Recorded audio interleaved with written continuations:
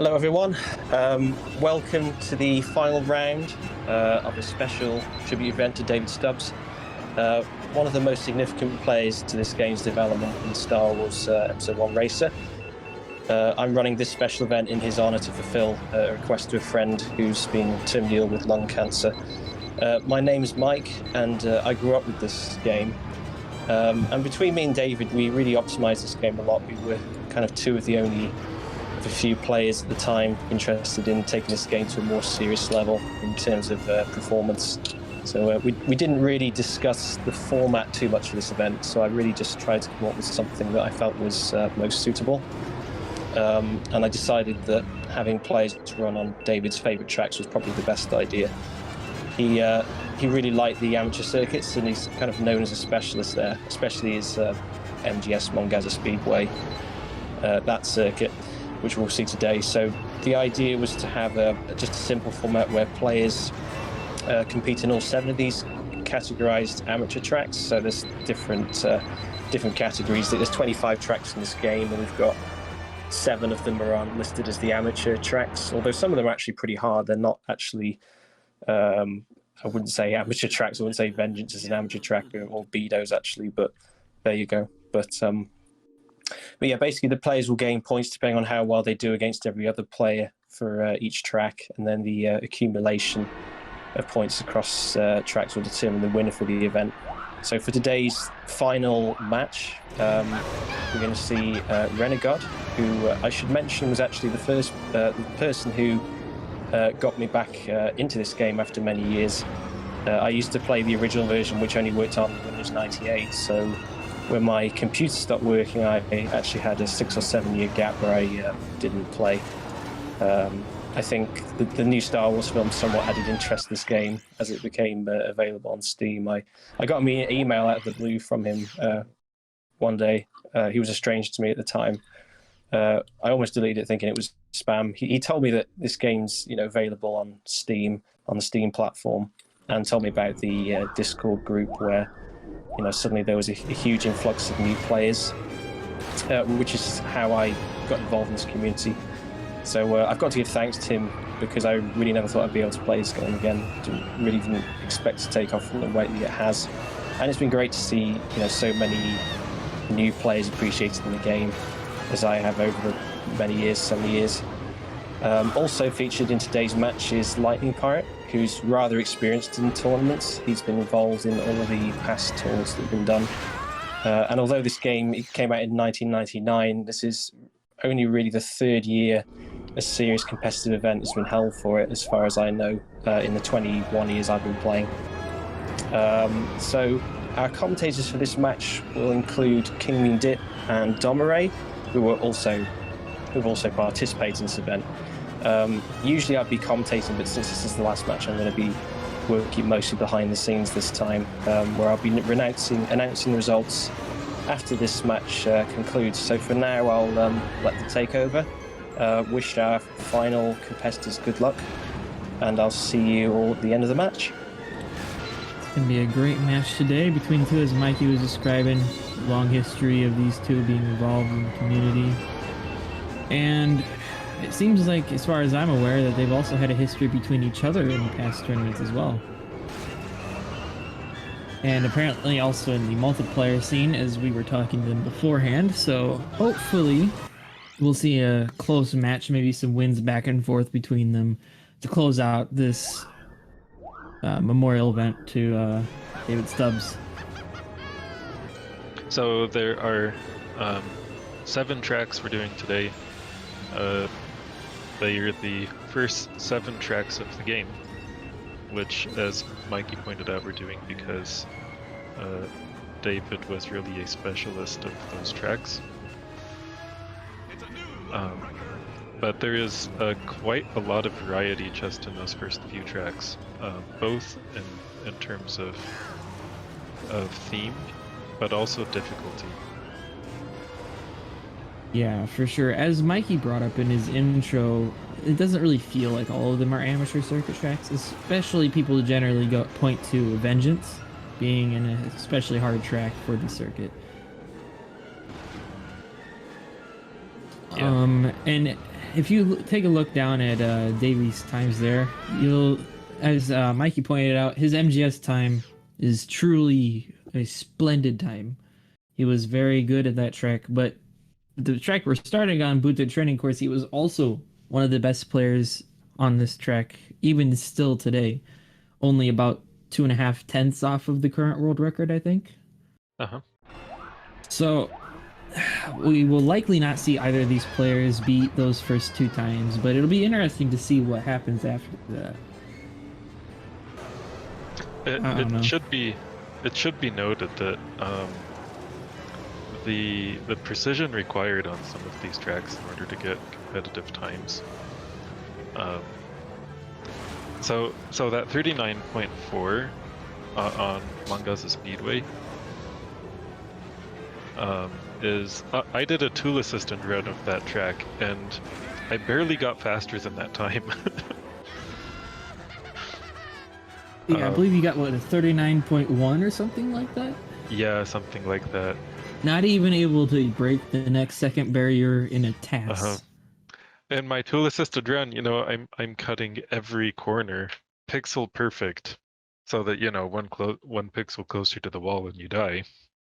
And watching some of the world record runs on that track or former world records, and that 39.4 would certainly qualify, as I watched them after doing the tasks, and they're getting as close to the walls as I am. I'm like, what? How? This isn't humanly possible. It's completely baffling to me. All right, so we see both players choosing Ben Quadinaros because he is far and away the fastest pod in this game. Yeah, his average speed stats at fully upgraded is absolutely ridiculous. I think his average speed is faster than the max speed of the slowest pod at max upgrade. Yeah, right? it is. Yep. He's just broken. The second fastest pod is, almost as fast, but also handles much worse. Yep. For reference, Ben has a speed of like 89 degrees per second or something like that of turning, and the second fastest pod, turn rate, has like a 82 or something like that, I think it is. So he's turning better, has more usable traction across the majority of courses. Yeah, we have. Nice. Let me sync these here. We have Rennie doing what is usually an N64 strat there, jumping over the hill. Didn't quite work out. That's always for him. exciting. Okay, I missed the stream slightly. Let me fix that. The sync. Okay, so the countdown was given. This is the official start. This is really anticlimactic way to commentate the start of the first track. Yeah, we're almost done with the first lap, and we've officially started already. 3 tenths ups is LightningPirate with, I would say, slightly better heat. Yeah. So you see their boost bar down there. How that works is, as you boost, you heat up. As you stop boosting, you cool down. And so, if one player is further on the track than the other, but at much higher heat, they may actually be behind because they don't have the boost advantage. But yeah, we see Lightning both on lower heat and ahead. So, ooh! Okay, now he's really far ahead. That was unfortunate. I saw Renegawd a 136.8 in practice, and I was hoping that we might be able to see that coming out here. But that's not going to be anywhere near what he can get now. Nope. Yeah, that Lightning is on 3 or decent 4 heat. seconds. Yeah. Is that going to be 136? No. So close. 137.06. Still very nice.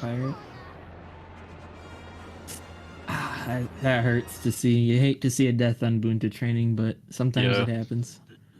Yep. You gotta go risky. David's time was about 1.4 seconds faster than LightningPirate's, and he didn't really race badly. So that just shows you how easy it is to lose time in this game and how strong of a time David had. And this was the second most optimized track in the game. The next track that we're going to is the most optimized track in the game. But even then, getting within a second of the world record is impressive. For sure. Also, Draco in the chat brings up a good point that neither player actually used Sebulba to clear the rocks or to get a better starting position, which is quite an interesting thing to look at. Usually we see players choose Sebulba because he has a specific rock that he can clear and make it a lot easier to get by without losing any speed, as well as setting you slightly further to the left to start. But it's not a big difference. Anyway, so we're setting up for Mon Gazza Speedway, which is the shortest track in the game by more than a factor of 2.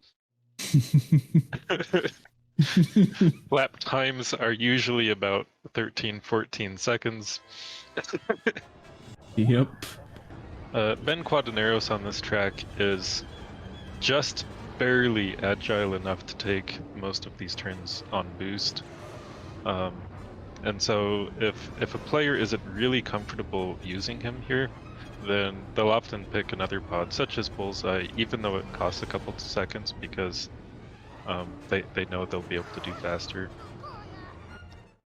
I am honestly curious about that, because when it comes to Rene right there, as you can see, he got a 43, and I'm kind of curious if his Bullseye pick might have been able to beat what he just did in practice there. I don't know if Bullseye can do a 43. I'm pretty sure he can do a high 42 if done really well, but that's still like little room for error, so perhaps not.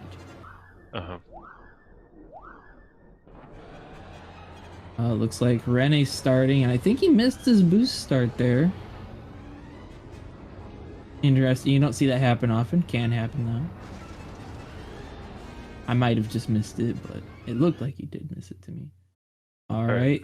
Sinking. I got the sink. Nice. All right, so Lightning finishing with a 14.78. That is almost a second ahead of Renegawd after the first lap. Yeah, and one thing to note here is that it really is important to stay on that higher heat the whole time, so that what we mentioned in the first track isn't quite as relevant here. It's a little bit, but not quite. And he pulled ahead for the second lap as well. Really good heat coming into the end here. And See if he can close with the last turn. And a 41.08, I think that. Oh, a crash finish with a 43.3 for Renegawd. Very, very nice. Both pretty good times, but that's the second time now that LightningPirate has missed being on one of the better second barriers by less than a tenth. Yep. Renegawd got a 43, and I don't think Bullseye can do a 43, so it's probably good that he switched to Ben. That was a short track. Yep. Next we have Beedo's Wild Ride, so Beedo's Wild Ride is the first really technical track of the game.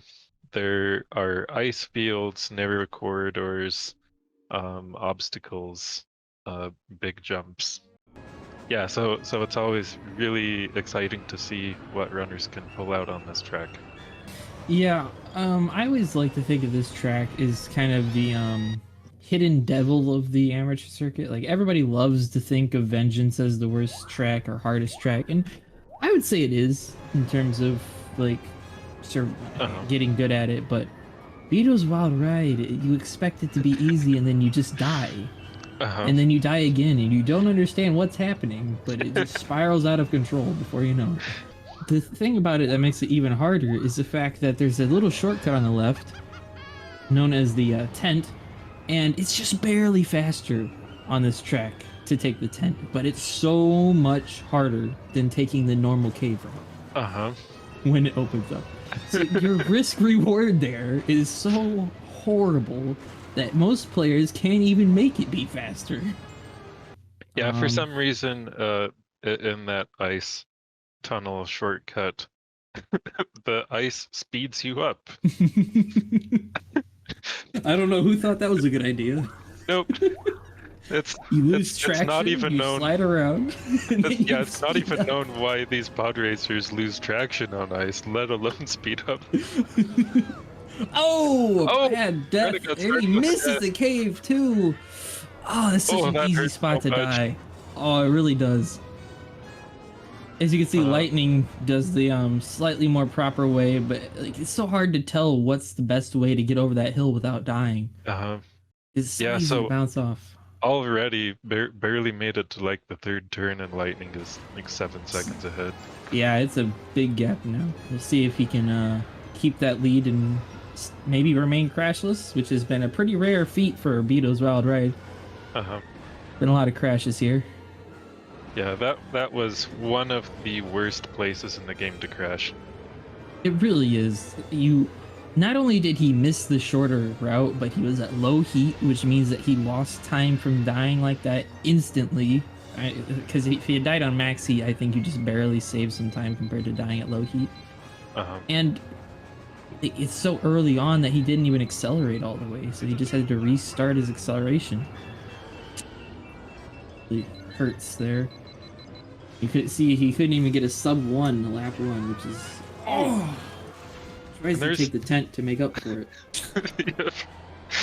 Taking the tent does make up for it. But that's what we mean there, that tent shortcut being so dangerous, because the tent itself is a really narrow gap that's really easy to die on, and then the exit of the shortcut, you have to take this really tight turn on ice, and it is really difficult to avoid dying on that turn. For sure. And So even both if you getting on and off the shortcut is...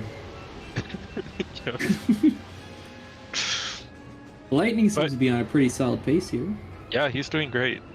And he's taking safe strats, but the safe strats on this track only cost, a few tenths of a second over the entire run. Yeah, I think you lose maybe like 3 to 4 tenths by skipping the tent per lap, and like in a tournament setting like this is much better to avoid it. Unless you're so confident that you just go for it, but I don't think even Ace goes for it in tournament. Mikey does. Oh yeah, Mikey does. Ooh. That's very true. A third death coming out from Rene. That hurts. Yeah. Lightning finishing up here, final turn. He's gonna be getting a 342. 242.65 is a very solid time. Wait, Renegawd is taking the scenic route. What is this? I think his mentality for... Oh, and he dies on an ice block too. I think he already accepted defeat on Beedo's Wild Ride here pretty early on. I mean, it's really hard to recover from that mentality of dying instantly. I can speak from personal experience on having lost many good runs of RTA to that hill. I suppose I should be keeping score here. Sorry, guys. It says 0-0. I know that Lightning's probably more experienced in both like the tournament and speedrunning settings, so I guess it makes sense, but it just feels like it should be closer between these two given how much they've been close in multiplayer in previous tournaments. Yeah. This game has some interesting quirks with how it recognizes your traction, both in terms of how it affects your handling and how it's related to the FPS that the game is run at too. So when you're at a lower traction, let's just start with the upgrade, you have a little bit of like what people like to think of it as like a greasiness to it, so you slip around a lot more, but your sliding, which is the drift of this game, is really effective. So you can corner some corners that are otherwise impossible to do without braking really easily, or much more easily. Yeah. And then the frames per second of the game that it's run at also impacts this traction. If you're at a lower FPS, it actually is a significantly lower traction than at a higher FPS. So those two together, on PC at least, combine to give you how your pod handles, and players will adjust that depending on the track. And I think Aquilaris Classic is pretty moderate, but generally slightly lower. Yeah. So this is Aquilaris track Classic. It is when people are new to speedrunning the game, we usually point them towards this track, simply because it's not brutal, like it's not trying to kill you all the time, but it's also really good for teaching the fundamentals, such as sliding, which is very helpful in the figure eight. And a tenth difference between their first laps. That's pretty crazy. I think they're relatively similar heat too. Maybe it looks like Lightning is going for a different heat strategy here. Maybe a little bit lower heat too, but still really close. Yeah. Basically, every player has their own version of the boost timing for this track. On most tracks, there is a clearly optimal boost timing, but on this track, it's as long as you don't, as long as you use all of your boost, then it's probably fine. Yeah, and the length of the boost is not that relevant to how good of a time you get. So, really, it's like you can do whatever you want. But he really is on R600, isn't he? He cannot do that hairpin for the life of him. My word.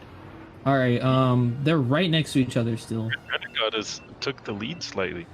I think he did, yeah, because he handled that last figure eight really well. And Ace likes to always say that all the time lost on this track is basically in the hairpin. So. How this goes here. Coming down to the last 20-30 seconds here.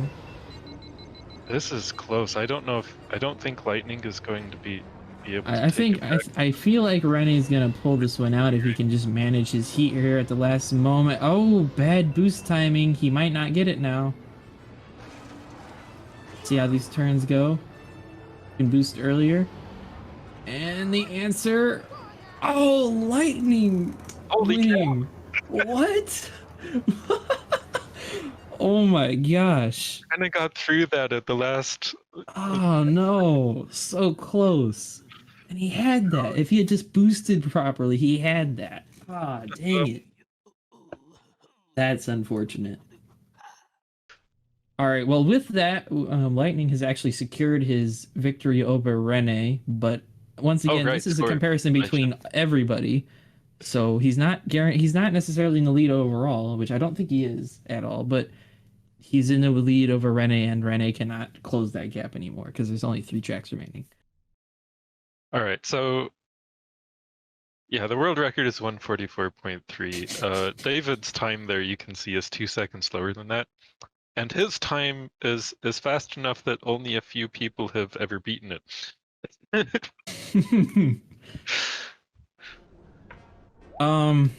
Eat it up. To answer your question, it's up to you what FPS you want to use per track.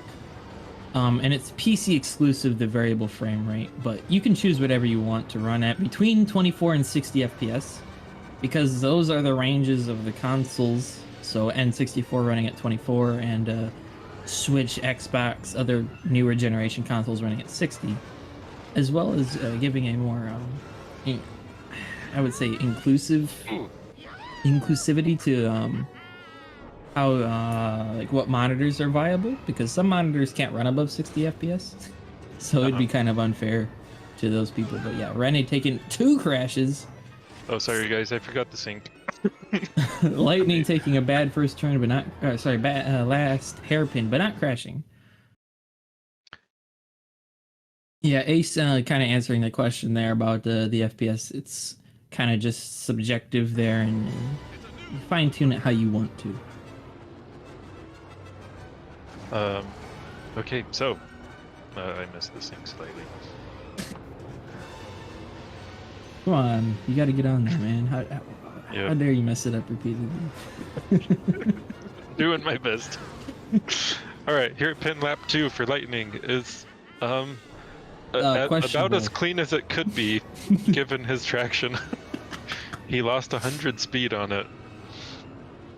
Yeah, and you can go through there at the min traction without taking any hit there. Okay, not as bad as I thought it was going to be for Renegawd. I thought he was going to be in there. It's so easy to die on that turn. So yeah, I died on the wall and surviving is rare. It really is. That hairpin, I remember when I was younger, I thought that hairpin was impossible to do. Like, I just could not turn properly. I know, right? I was like, why did the devs put this in there? I gotta break to 0 just to get around it. What? 150. That's a reasonable time. Respectable-ish? I mean, Yeah. with his traction, it's pretty good. Yeah. No, he is on R20. What's his frame rate? Is his frame rate still high? What's he running, like 30, 40 frames a second? Otherwise, he's just not sliding it like properly at all, which I'd be surprised if he doesn't know how to do that. A 213, an unfortunate number of deaths for Rene. Yeah, it's pretty bad. Maybe he should have gone with Bullseye. Perhaps. I think the order was actually supposed to be something like Ben, Bulls, and Sebulba because of the no upgrades, and like canonically Bulls had a good pod, and I think Ben was supposed to have a decent pod, even though he rented it. Yep, he's driving a rental. A rental pod is the fastest in the game. We should probably say something about this track before we go off on the rental. Yeah, it's true. All right, so this is the first track in the game on Uvu Fort, which is an asteroid prison colony. The anti-gravity tubes are difficult. This one has like one of the longest anti-gravity tubes in it, but also with the most asteroids and obstacles in it. With a laser beam shooting across part of it for some reason. I'd say it's, with asteroids, the second hardest of the asteroid tubes. I usually rank executioners as the hardest, personally, because it's so easy to just get locked into not being able to turn and then you just die. And then Gauntlet I usually say is easier, but okay, we have both players started. The countdown was given, so this is their official one. Syncing is getting in line here. To answer your question, Matt, yes, Anakin is not good in this game. He's okay as a starting pod. Yeah, no upgrades, he's okay. It's pretty average. No upgrades, maybe on the slower end, but still pretty average. The max upgrades doesn't work. Yeah, the really nice thing about Anakin is that his stats are really beginner friendly. Yeah, he has a lower boost thrust, which makes it easier for you to get used to boosting when you should. Pretty solid. Ooh, bad death. Death on the laser. That was the laser, right? I think, did he hit a rock before the laser, or did he hit the laser? He might have. Oh, and then lightning hit the final rock in the tube.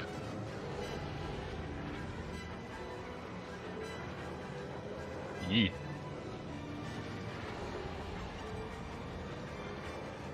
It's here. Any better. Wait, 108 lap 1. That's like 5 or 6 seconds off pace. Yeah, I mean, he did die, but like, that's still not what you want to see there. Typically, for reference, world record here is a 302 point, like, I think it's 8.7. And that requires usually a sub 102 first lap. So that's significantly slower than he wants to be going, even without going at world record pace. Yeah, Dud Bolt, he's pretty mid pack speed wise, but his turning is by far the worst in the game. It's really all of the stats for these pods are like not what you expect. Is Rene just spinning and hoping for the best? Kind of looks like it. To be Worked fair, for a while. Yeah, when I started, when I was playing this game casually, sometimes I would just spin and not die. Well, it looks like it's not working too well here. Nope. So Hopefully much he for takes the third lap more seriously, but yeah, that's not going to be a good time for him. Lightning is way out in front, not even remotely close to where Rene is anymore. 119. That hurts. That's a good executioner time. Yes, it is. We're not an executioner though. No. In fact, that time is barely fast enough if he did all 3 laps to be sub 4, which is really slow for this like level of gameplay. And on the whole, it's like he's not doing that much bad. It's just that he doesn't seem to be taking enough boosts, using the correct pod, or avoiding deaths enough. Renegawd isn't so much of a speedrunner as he is. Well, he does a lot of multiplayer in this game, and he's one of the older members of the community. I think that was a 314 with 1 death, if I caught that correctly. I think so, yeah. Not terrible, but you definitely know he should be going faster than that. Like, Lightning is capable of doing better than like a 310 pace. Renegawd really likes to have fun. Yeah, I'd like to think of him as more of a game enthusiast rather than anything else. Yeah, for sure. I'm concerned about this "Hey Lightning" I see from Renee in the chat. No last track.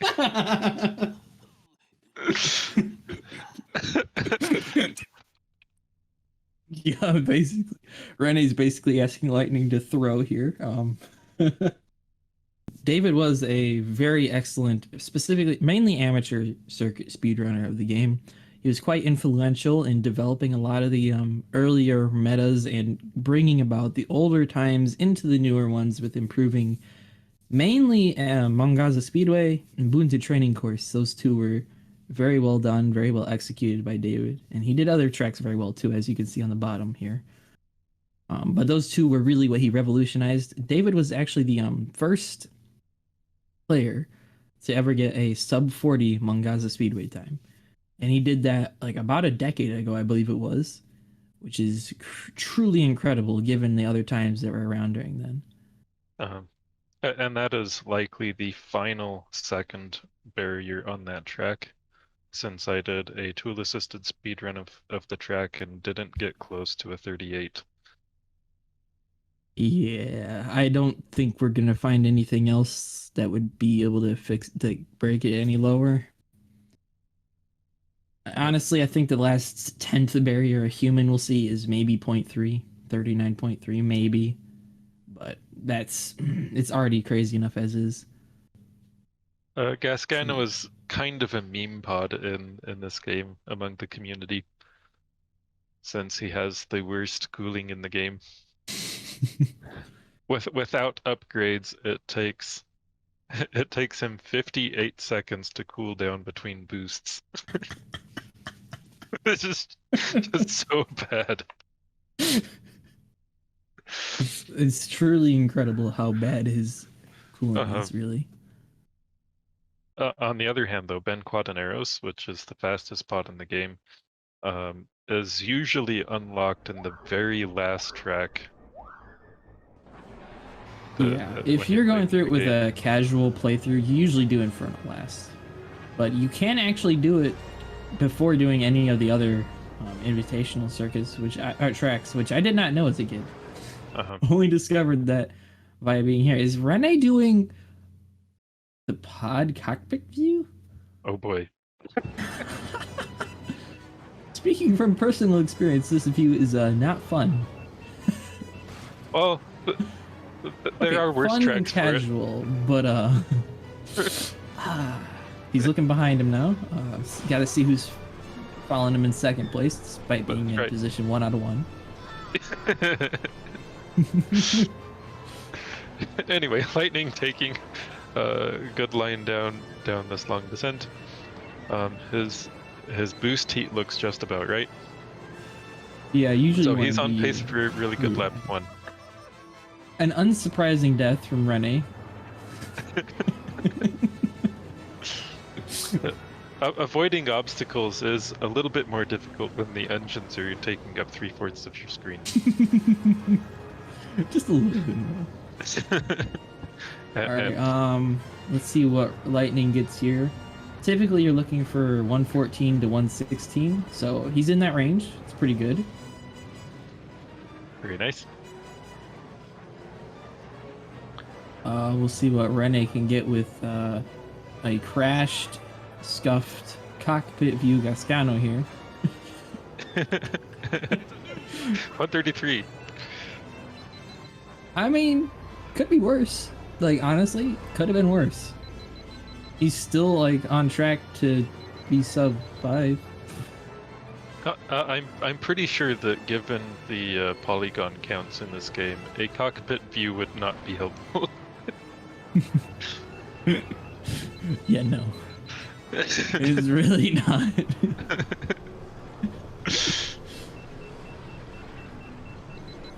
You know, the worst part is that I still can't I would still rather use this camera than the one that doesn't show the engines at all.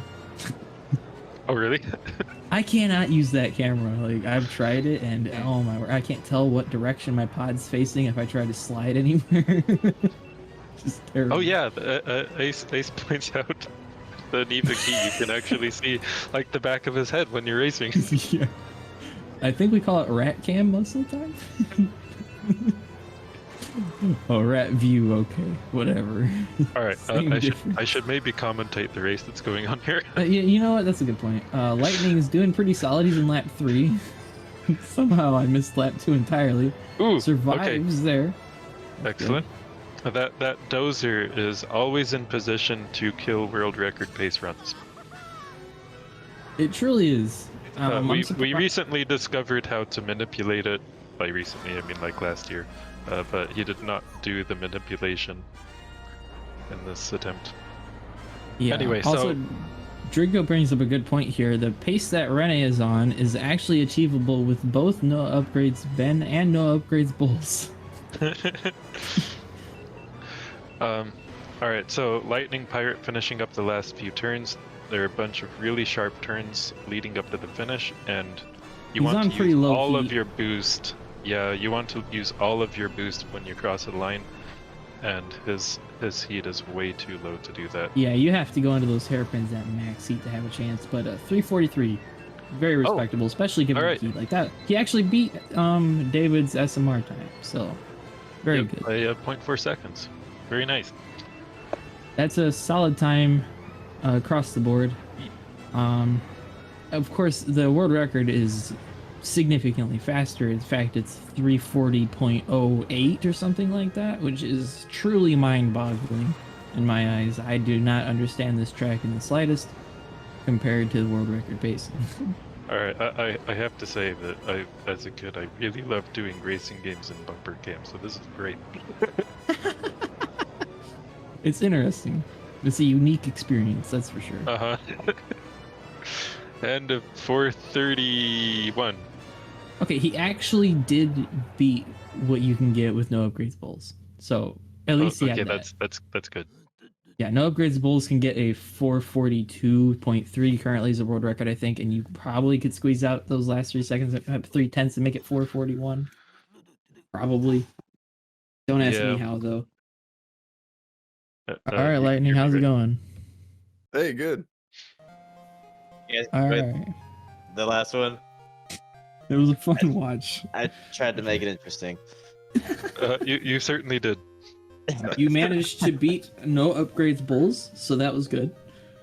Hey. Okay, yeah. By like 10 seconds. Yeah. Dude, wild thing those no upgrade times. I love it.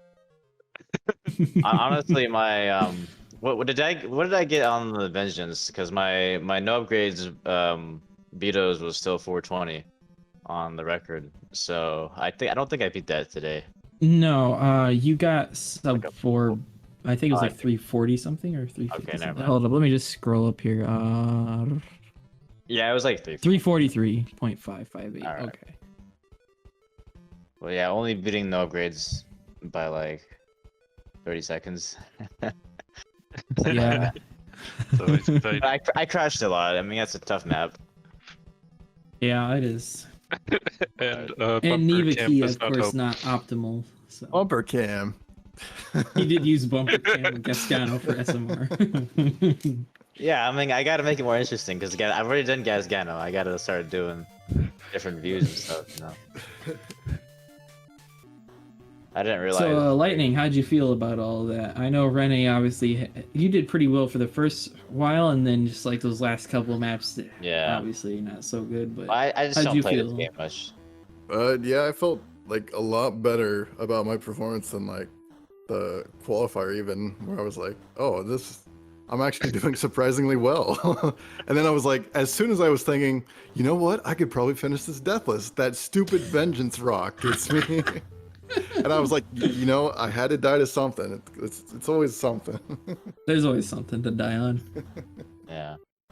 Yeah, I was surprised by your qualification times, but I think this shows that you're still going to be a solid contender in the tournament. Yeah, hopefully. I mean, if not in that tournament, then in this tournament. Yeah. I'm just disappointed I didn't get Lightning in Aquilaris because I've been practicing Aquilaris. It's like one of my most practiced track because I was like actually practicing for the tournament at one point, and I practiced that a lot, and I got an engine fire today. I did deathless, but I got engine fire, and that messed You me had up. a really unfortunate missed boost timing on the last turn before the last hairpins. Like if you had held that boost without losing it, then it would have put you ahead. Yeah, I think I canceled my boost got canceled through the helix at the end, which sucks. Yeah. But It was very close. It was a really good race on that one. I know, as King beandip brought up, that's usually one of the first tracks that we try to recommend for people, and that was also the first track I ever played on, so I always have like a moderately soft spot in my heart for that one, despite how boring it generally is. I think it's more boring interesting than until that figure 8 at the. Yeah, nothing's happening, and then all of a sudden, every part of your time loss happens in 5 second section. I think it's more interesting than like M100 or Doug Derby. You know, I don't like those tracks. I don't like any. really? I don't like Doug any Derby's Malastare Doug tracks. Derby is really cool, and just Like- because it's so hard to do properly. I don't know but why get they you. added Malastare as a planet in the game. Like they Okay, have the a planet terrible- itself is terrible. I agree with They you. have a But then again, I terrible also think that cutscene about for Mon it. Gazza. Yeah. Mon Mon Gazza's Gazza- red is Mon like. Gazza is kind of cool. Mon Gazza is cool because they have the tractors and stuff. I always loved the tractors. The Mon Gazza intro is interesting. It has like some spice mine boss that we never heard of. It's like sounds like he could be like a Legends comic character or something, you know. And then Yeah. and then when you go to the Malastare cutscene, it's just here's this weird creature on a rock. Here you go. Oh, Nugtosh? And yeah, they don't even talk about it. Is that what it is? Yeah, Or, that's uh, Nugtosh. What is it? Who's Nugtosh? That guy. The weird spice guy. monster. Yeah, the Oh, skeleton guy. Nugtosh. The skeleton guy. Okay, skeleton guy Malastare okay, is yeah. Nugtosh. Okay. But how do you know this? Did you look it up on the wiki? Like that's the only way. Yeah, that's Nugtosh. Okay. But who is Nugtosh though? I don't know. No, okay. Even reading the wiki, I can't even tell you that. Like, there's no explanation for who It's that just guy is. Nugtosh. Actually, he's not even a he. He's genderless. Like, or it. It's a it. Dude. Here you go. Here's the it's wiki. Okay, never mind. Apparently, he is a male. In another All right, source, here we go.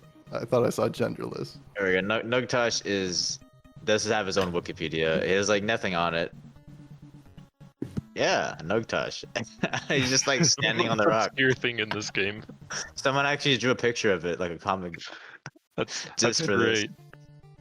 It says, at the start of every pod race of Malastare, Nugtosh would traditionally climb to the top of the starting spire to wave the racers off. All we know about him is homeworld Malastare, gender male, hair color none, eye color red. Affiliation pod racing. He's just like Nugtosh is the biggest pod racing fan, okay? Like there's nobody that's more interested in pod racing than Nugtosh. But what about all those fans that we have at the bottom there? The bottom of the tribute. They don't screen. matter because Nugtosh literally climbs up to a rock to wave. Nobody else climbs up a rock like he does. So I mean, he wants it more. You know, he's just more hungry to watch the race. Welcome, Mikey. Hello. That was tense. My fingers hurt from adding up stuff. So each of these 13 players ran these 7 tracks, and then they are ranked from fastest to slowest on each track, and are awarded points based on how many other people they beat on said tracks. So number 13 was That's No Good. Got 3 points. He's one of the least experienced people in our community. In 12th with 14 points was the rookie Knock. Very impressive just beating some people, getting the 14 points, and being a rookie, it's really hard to compete with the people, especially when it's a smaller tournament like this one was. Okay, so in 11th place, we've got Renegawd with 18 points. Yep, appreciate it, guys. I'm just starting my rookie season. It's getting into the swing of things. Sometimes when you gotta pull out your best, you gotta pull out your main, and my main is clearly Gasgano on bumper view. So that was my most comfortable pick, and next year I'll get my pit crew ready. We'll get the tires and everything to go, and we'll see what the weather's like. He's gonna be running F1 on pod racing next year. Yeah, let's see what the track looks like, and I'll be back. That sounds good. Be back and better than ever. Yeah, but be more experienced, So yeah, just happy to be part of it. All right, next, Digital Unity beating Renegawd by 1 point. Nice. I believe did Digital go actually with the Switch for this one as well? I think so. I think he did. I believe he was the only Switch runner for both this and the annual tournament that we're currently running. So he has an inherent disadvantage in some senses, but generally pretty competitive. So good placement on him. Yep. Just above him in 9th place with 34 points is Zalaskalar. Very competent runner. Pretty experienced in terms of previous tournaments, but definitely not like the most experienced outside of tournaments. But yeah, good place. I remember he used Beedo on Beedo's Wild Ride. Definitely lost some points there. And then in 8th place we have Paige with 47 points. And Paige is very much also a specialist of the amateur circuit. Yeah, especially when it comes to Boonta training course and Malastare 100, I would say on the whole. Yeah. Generally more experienced than most players there. Her Boonta training course time was great, actually. I thought 35 is very difficult. Yeah, I believe she has a 135.7 something, and then also has a 29.7 something fast lap. Very capable of getting world record in the fast lap. Yeah. And then in 7th, we've got one of our runners from today, LightningPirate, with 51 points. Woo! Nice. Nice job, Lightning. Middle of the better pack. Placement than I would say that was a better placement than your qualifier, but you were only one above it. So you're behind basically the same people for the whole part. Yeah, no, this is where I should be. This is definitely my home. Is right between Metallica and Paige, as it always is. Then we have the 5th place tie between Nacho and Metallica at 52. Yeah, I would say it's both surprising and expected those two would be right where they are, and the fact that they were identical in points. They're very similar skill level overall. Well, and then next up is you, Dom. Yeah. Okay, 55. I'll take it. 4th place, not bad. And then above me is my co-commentator here, kingbeandip, in 3rd place with 58 points.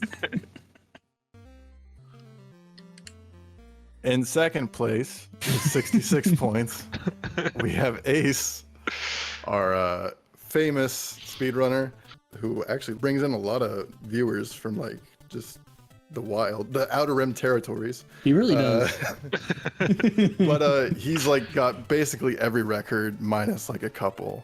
That's his goal, is to have every record in the game. But yeah, he's the current fastest pod racer in the galaxy. Yep, current champion, easily, both in Isles and in the annual tournament from last year. But beating Ace in 1st place with 77 points was the veteran and our 3rd commentator and the host of this event, Mikeyburger. So congratulations, Mikey, for taking this event. I'm sure you must have practiced quite a bit to get into shape for it. Yeah, thanks very much. I did indeed. And I was just looking actually at looking at David's times. I noticed actually, like you said, the first 3 tracks were no one's managed to beat them in this event. So that's the Boonta training course, Mon Gazza Speedway, and Beedo's. So it really goes to show just how good those times really are. Yeah. So as most of you know, I organised this event on David's behalf, and one of the last things he said to me is that he wanted me to win this event. So as you said, I worked very hard to ensure I could basically do my best racing. And I'm quite proud to think that I've been able to do this event for him and fulfill his wishes, basically. But I feel this event's been successful. I hope David would have been happy with what I've done. It's always been very important to me that events are completely fair. So I spent quite a lot of time considering how I was going to run the event, and just in general, as I wanted to do a good job for my friend. So I hope this event has somewhat justified my not participating in the main event, as well as I didn't actually intend on doing any competing at all this year, as it can be quite a big commitment, but I'll certainly consider next year's event, as I'm sure there'll be more continued interest in this game. So really, I'm giving thanks to David for motivating me to play and perform my best, because I think I wouldn't have done so without his him motivating me. And he's really a very inspiring person, as anyone who knew him well would probably agree with me. He always saw the best in people. I know he had a lot of respect for other players and what they've accomplished in this game. And it's been nice to be able to do this one last thing for him, really. So I should also mention that I'll be providing a full list of match comparisons after the session for the event, which should be interesting for players to see basically how they would have done, how they would have fared had they have competed against any other player, essentially. So I'm rather hoping that some of the ideas I've used this event may be helpful in organising future events where we can all improve on what we've done so far with them, providing better tournaments for participants and the fans. If anyone has any feedback, of course, just on the format or anything else, just very welcome to mention to me after the conclusion of this match, as I'd be very interested to hear your comments, and I'll get back to you on that. But also for more information regarding how the results was calculated and stuff like that, basically. So and just again, as a final thing, I would like to just give some special thanks to everyone who's been involved. So I would like to start with thanks for Speed Gaming generally for hosting, enabling the streaming the event. They always do a lot of work behind the scenes supporting these events. So especially I'd like to sort of give shout outs for Sigma 6, Maywalk Herd, Mind of Me, and then for the competitors, the tournament organisers group from the Star Wars Racer Discord and the commentators I'd like to thank include Nacho Brado, Ace, Paige, Domirae, who is commentated today, Nock, LightningPirate, who's participated today, played today, and also for doing a great job with the layout as well for this. Metallica, kingbeandip, who's today's commentator, Renegawd, Digital Unity, Zalaskalar, That's No Good as a participant and also for doing commentary, and then finally Game Draco, who I've known probably the longest out of everybody here. He's helped me with the majority of the commentary for the event, so a big thanks to him. And I think the final thing I would like to say is just would like to wish those competing in the annual event good luck